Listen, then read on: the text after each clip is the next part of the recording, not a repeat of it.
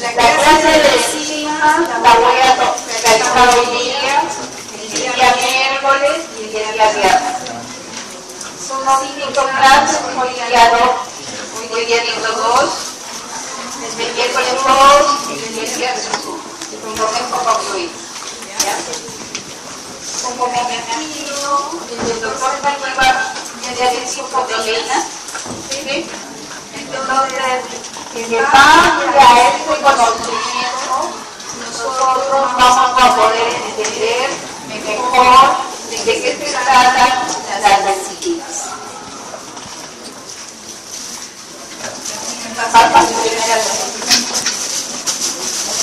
Como sabemos, las enzimas en su mayoría son proteínas. Y por ende, si son proteínas, tienen que tener las propiedades que cumple cada proteína. Es decir, se desestabiliza a cambios de pH, a altas temperaturas. Y si me quito esto, yo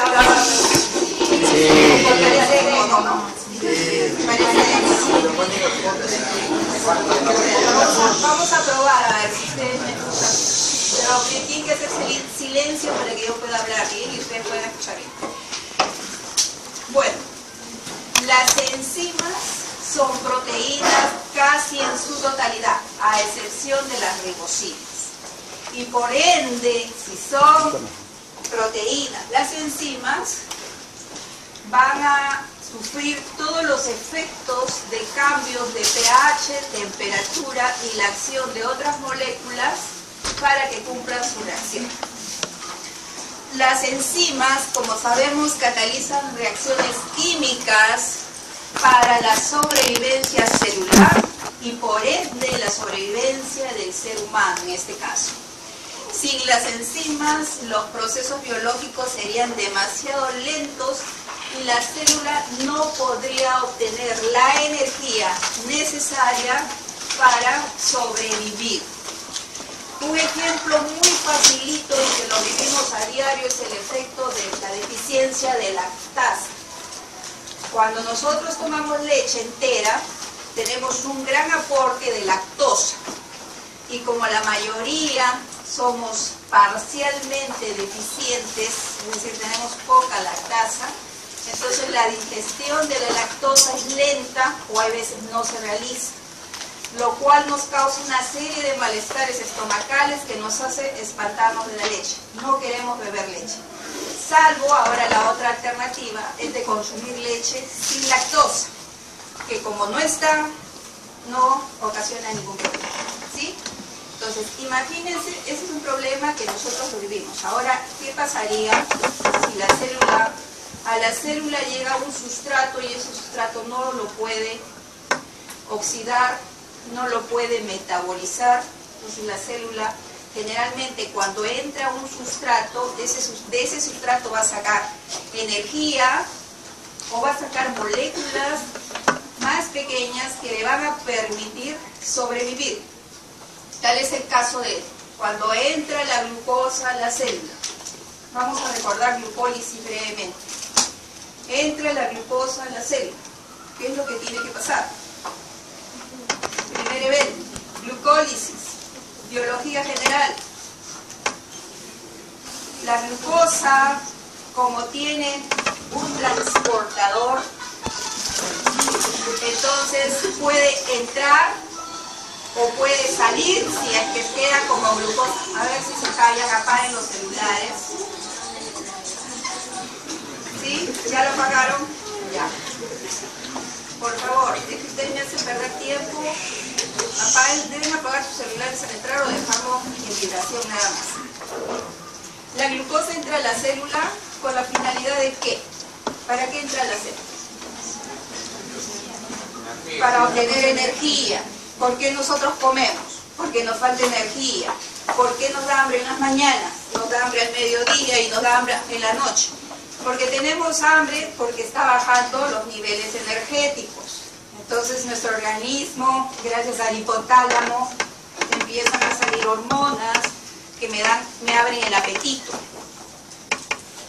yo consumo alimento, la glucosa es una de las moléculas energéticas que entra a mi célula.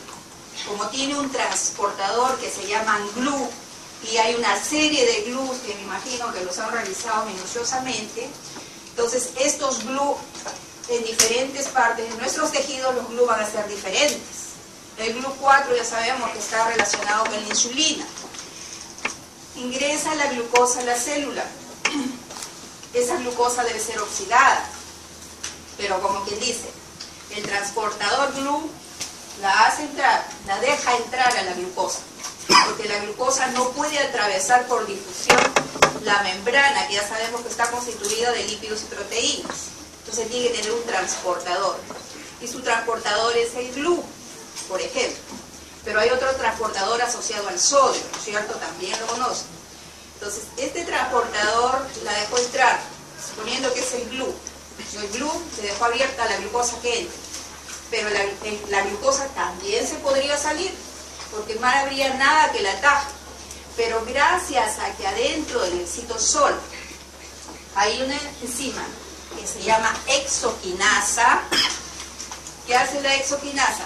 Le pone el fosfato y la glucosa ya no puede salir. ¿Por qué no puede salir? Porque el transportador de glucosa solamente transporta glucosa sola, más no la va a hacer volver que ingrese o que salga con su fosfato al costado. Entonces, de esa manera se garantiza que la glucosa se quede dentro del citosol y cumple las funciones a las que debe estar destinada. ¿Cuál es? Siguiente paso. Entonces, de glucosa pasó a glucosa 6-fosfato. Y después vendrá otra enzima que le da, que hace una isomerasa, ¿no? Que la convierte en fructosa. Y así sucesivamente hasta que se parte en dos y ocasiona que glicerol fosfato, hidroxicetona, que son interconvertibles, y finalmente sale piruvato. Y el piruvato se tiene que convertir en la mitocondria, en acetilcoenzima A, y que inicia ciclo de Krebs. Entonces, ¿qué pasa si la enzima no le hubiera puesto el fosfato? Hubiera estado bloqueado ese proceso. Entonces vemos que es importante justamente la presencia de las enzimas. Las enzimas pueden actuar dentro de la célula, como el ejemplo de ahorita, pero también lo pueden hacer afuera. Un ejemplo afuera. Un pedazo de pan en la boca. ¿Sí? Un pedazo de pan en la boca. ¿Quién la digiere? La tialina. La tialina o la alfa-amilasa, la cual, si yo mantengo el pan en la boca, este pan, como es un carbohidrato, es un polisacárido, la alfa-amilasa va a empezar a romper los enlaces alfa 1,4 y va a empezar la digestión, ¿no? Si yo me pongo un lípido en la boca, ¿podrá haber digestión? Un lípido depende del tamaño de la cadena de los ácidos grasos. Si es de cadena corta, sí empieza a hacer digestión en la boca. Si es de cadena media, en el estómago. Si es de cadena larga, en el intestino.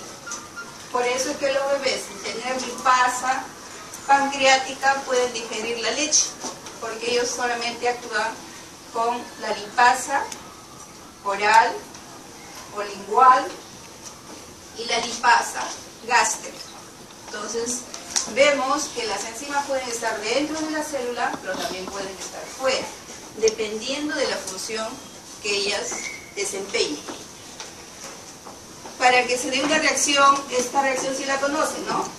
La enzima tiene que tener su sustrato, se tiene que unir a su sustrato, ¿no? Pero a través de un centro activo. Este centro activo está dentro de la estructura de la proteína y está constituida por aminoácidos. Y los aminoácidos, como ustedes bien saben, tienen su grupo amino, tienen su grupo carboxilo y tienen su cadena R. Esta cadena R, ¿qué características puede tener? A ver, cuéntenme. Es lateral, pero ¿qué características? puede ser hidrofílica, puede ser hidrofóbica, ¿qué más? Ácida, básica, puede ser neutra, ¿no es cierto?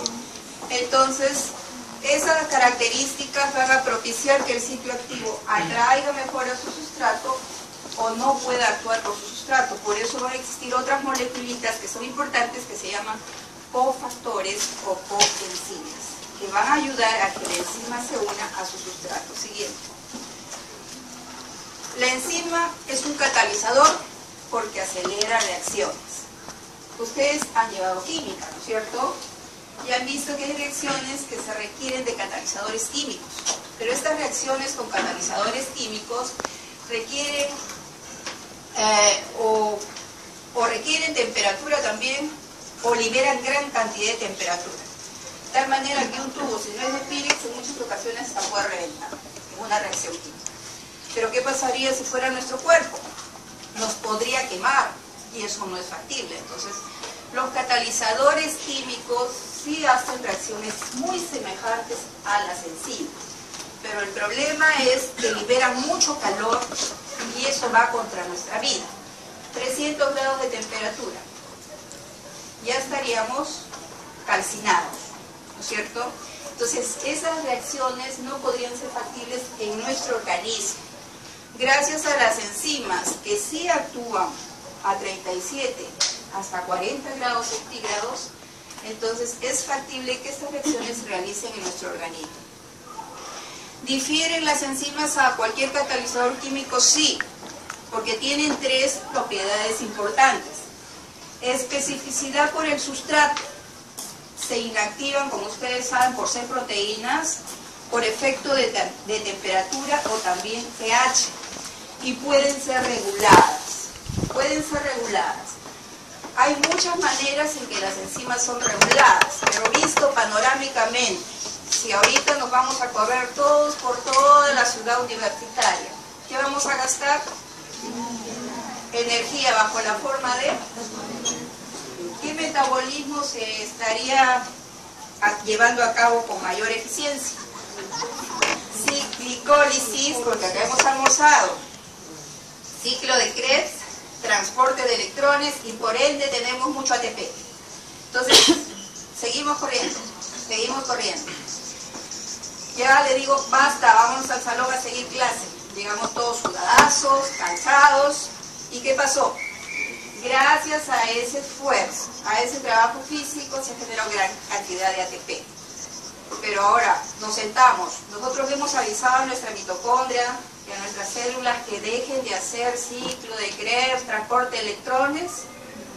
No le hemos avisado, simplemente nos sentamos y la mitocondria que se las arregle y que ella vea si tiene que producir más ATP o no. Ahí tiene que haber una regulación. Porque como yo le he activado, entonces ahora tiene que detenerse la producción de ATP porque si no va a arrasar con toda mi glucosa. Yo ya me senté.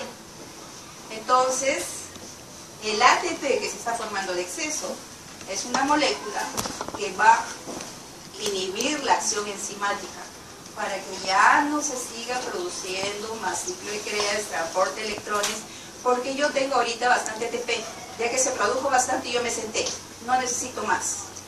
Cuando empiece a bajar la cantidad de ATP, sale el ATP que está bloqueando y entra AMP. Eso indica que se me está gastando, ya se gastó el ATP. En ese momento otra vez mi ciclo se agilizará. Por eso yo digo que las enzimas pueden ser reguladas. Se pueden regular.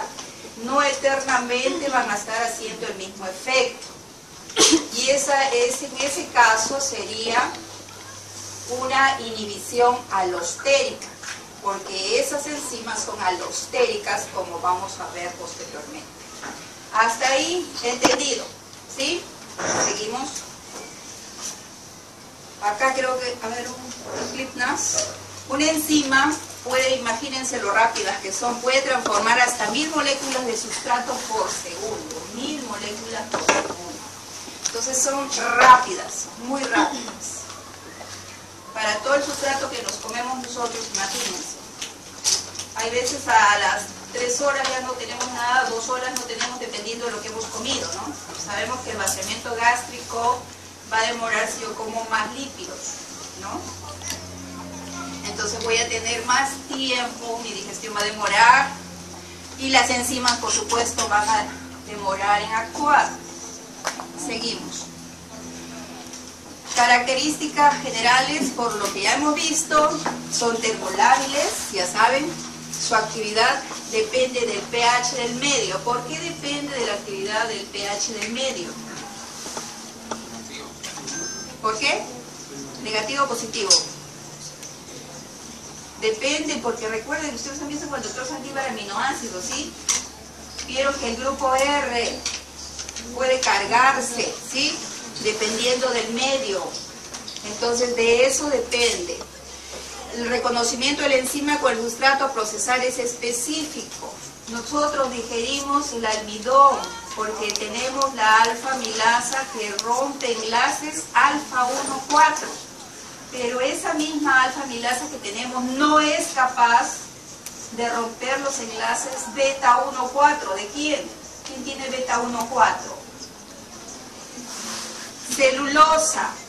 Por eso es que nosotros la usamos como fibra nada más. La celulosa es fibra, porque no la podemos digerir. Nuestra enzima rompe alfa-1,4, no rompe beta-1,4. Y la celulosa tiene beta-1,4. Entonces es muy específico. Es eficiente, ya hemos dicho, hasta 1000 moléculas, y están sujetas a gran variedad de controles. Controles celulares, controles genéticos, controles alostéricos. Fíjate lo que yo le decía, es una enzima alostérica que va a ser regulada. Hay momentos incluso que no solamente la regulación va a ser alostérica, sino que son simultáneamente alostéricas y hormonales, por ejemplo. ¿Cuándo será hormonal? ¿Cuándo me sale la insulina, por ejemplo? ¿Cuándo me sale insulina? ¿Cuando como o cuando no como? Cuando como, cuando tengo mucho carbohidrato, ¿no es cierto? Entonces, ¿qué se va a regular gracias a la presencia de insulina? Que se formen depósitos de glucosa, y eso se llama glucogénesis, formación de glucógeno, ¿sí? Y como ya sé que tengo mucho glucógeno y no puedo almacenar más de aproximadamente 75 gramos, pero me he ido a una fiesta infantil y me he comido todos los dulces que he podido, entonces tengo gran cantidad de glucosa. Ahora, ¿qué va a pasar eso? Eso tiene que ir a otra vía para que se convierta en ácidos grasos y luego en triglicéridos. Entonces, por eso decimos que están sujetas a gran variedad de controles, que los vamos a ir aprendiendo en estas clases, pero los vamos a ir reforzando y aplicando en todo lo que venga metabolismo próximamente. Siguiente. Como todos los catalizadores, aceleran las reacciones químicas. Son efectivas en pequeñas cantidades. No sufren modificaciones químicas irreversibles durante la catálisis. Quiere decir que ellas entran y salen como entraron. Solamente transforma al sustrato. No afecta la posición del equilibrio en una reacción. Ustedes se han visto química y saben que una sustancia A se puede transformar en B a una velocidad de formación de A y B y a una transformación de B hacia A.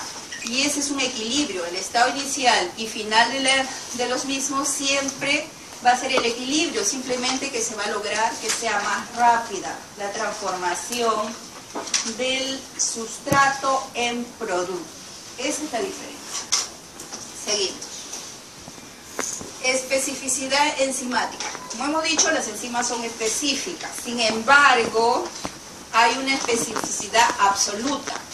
Tal es el caso de la acetilcolina, que se va a transformar en colina y acetato. La acetilcolina es el sustrato. Los productos de esta reacción es colina y acetato. ¿Y cuál será la enzima? Acetilcolinesterasa. Esa es la enzima. La acetilcolinesterasa actúa sobre la acetilcolina, que es un neurotransmisor, ¿no? Pero en la presencia de agua, para hidrolizar este sustrato. Y lo hidroliza en colina y acetato. Entonces, la acetilcolinesterasa es específica, tiene especificidad absoluta porque ese es su único sustrato.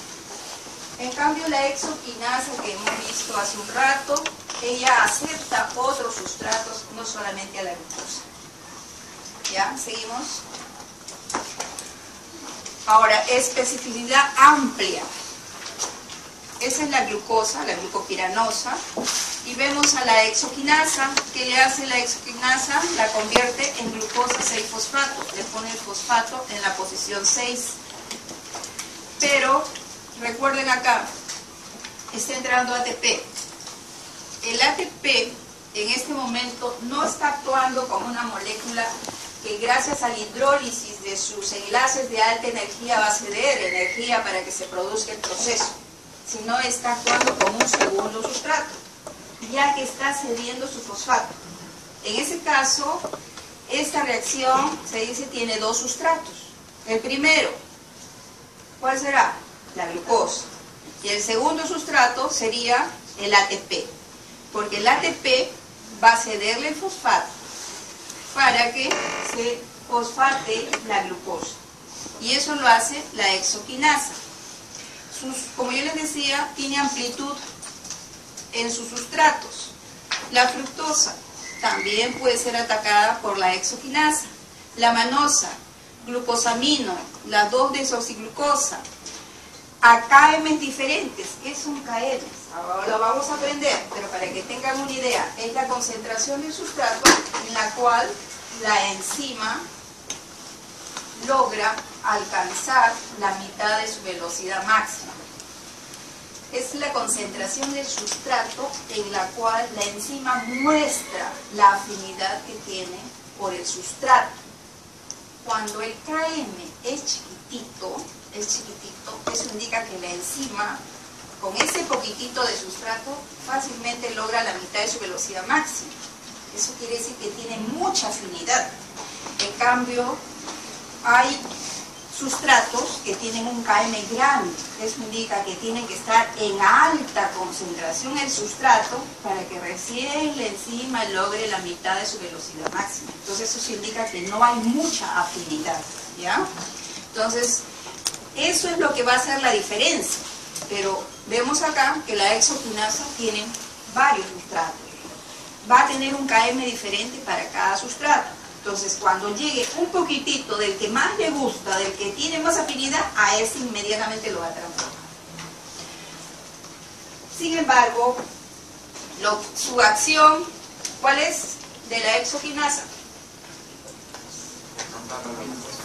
¿Qué hace? Fosforilar, fosfata la glucosa, va a fosfatar a la fructosa, puede fosfatar a la manosa y a los otros sustratos más. Seguimos. ¿Cómo es así que se lleva la reacción enzimática? Química. Tenemos nuestra muestra, la tenemos que someter al mechero, para que el mechero que le dé calor y a eso haga que las moléculas vibren y se puedan intercomunicar, se puedan enlazar, romper enlaces, formen nuevos enlaces. Y esa es la energía que yo requiero para que este sustrato que estaba inactivo se transforme en algo, en un producto. Si en una reacción, por ejemplo, sin enzima, por ejemplo, se requiere 529 grados de temperatura. Pero si está la enzima, no se requiere eso. No se requiere. Aparte, nuestras células no soportarían esos grados de temperatura. Las enzimas lo que disminuyen esa barrera energética, porque esto es demasiado calor, por ejemplo, que se necesitaría para que estos reactivos que son inertes se transformen en producto. La enzima le baja esa energía, esa barrera energética. Entonces ese reactivo necesita menos energía para convertirse en producto. Por eso, por ejemplo, en el caso de la hidrólisis de urea, que necesita 30 kilocalorías por mol de urea para que se transforme. ¿La urea en qué se transforma? En amonio y CO2. En amonio y CO2 solamente va a requerir 11 kilocalorías.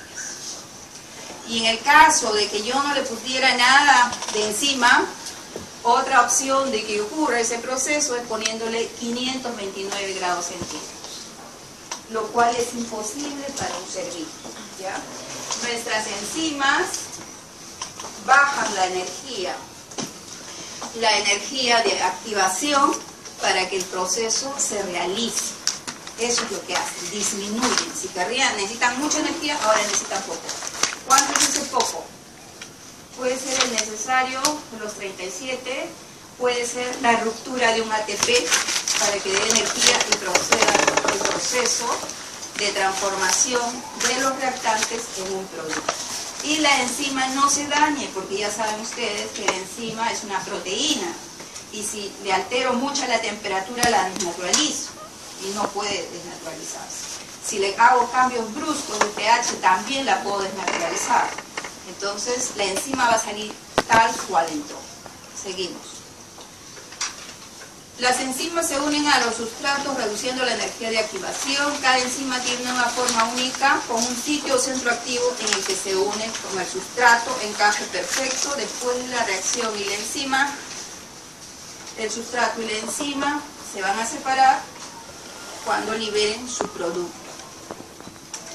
Las moléculas enzimáticas, se vuelve a repetir, no se alteran después de la reacción enzimática. Vemos ahí, salen los productos y la enzima queda intacta.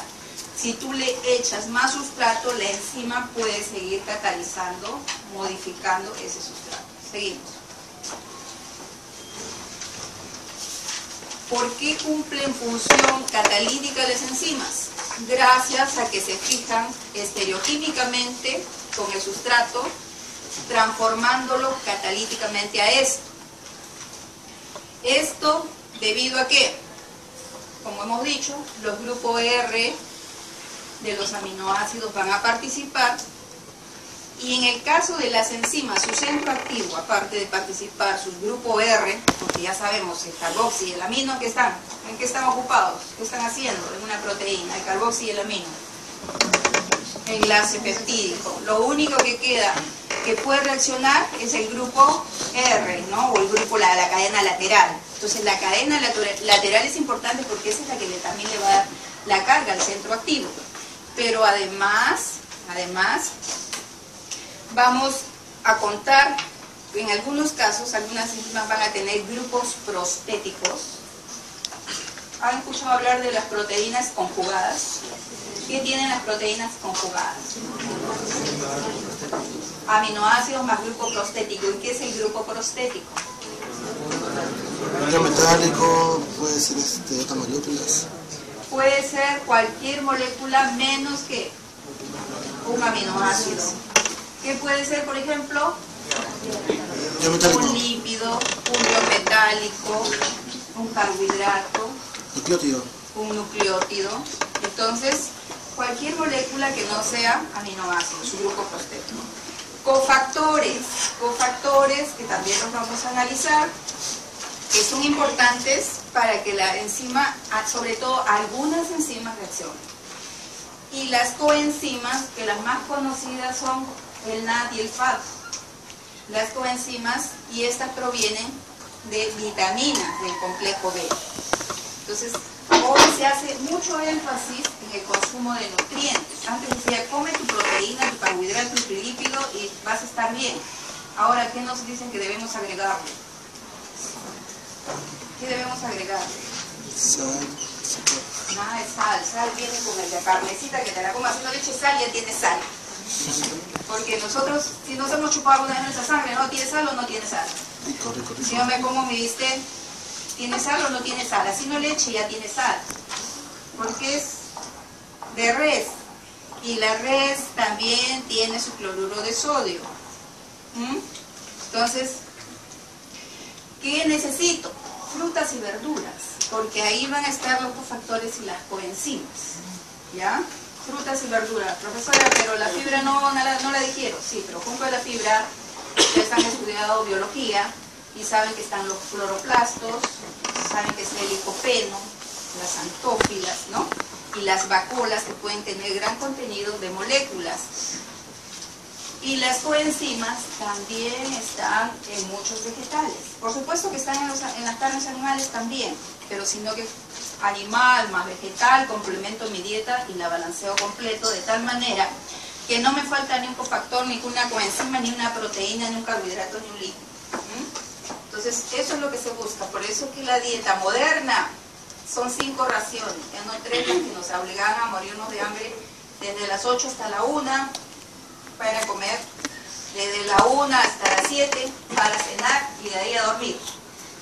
Esas mismas 3 alimentos, esas 3 raciones, digamos, ahora las debemos dividir en 5 raciones para no morirnos de hambre.